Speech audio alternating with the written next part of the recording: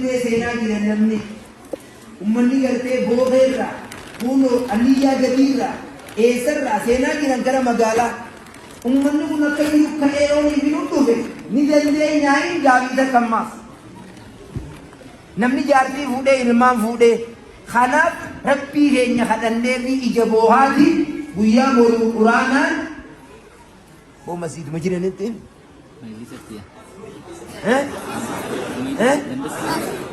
Hai namni tokkollee osoo nafne quraana fudhatanii armatti walagan mee arki Allahu akbar hai du'aa isinii goona gabaadhaa guyyaa boruu guyyaa gargaarsa ummata keenya warra beela jiru armaa deeraa rabbi irraa galtee buunaa fi rabbi kadhannee fi